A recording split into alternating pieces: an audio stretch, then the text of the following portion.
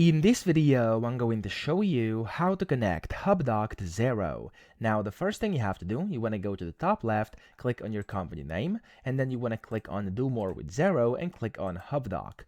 Now, it's going to open up this thing over here, which is a separate page, and here it's going to say easily get bills and receipts into Xero. Just click on I agree over here. Of course, before that, read this privacy policy, terms of use, stuff like that, and then click on Set Up Hubdoc. Now, you want to click on here if you have an account. If you don't, you can create a new one like that, and then over here you can just select your business type. I'm going to do small business, and whenever you do that, here, there we go, it wants to access your user account info. You can allow the access from over here.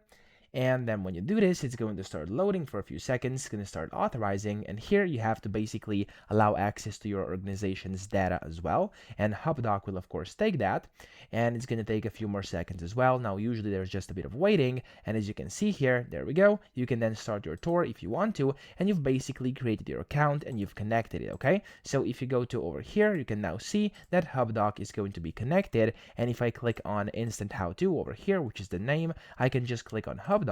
And if I basically click on that, it's going to automatically take me into over here, which of course is the Hubdoc account, which is now connected. Okay, so that's essentially how to do this. I hope this video helped you out. If it did, please subscribe to the channel and help me out as well.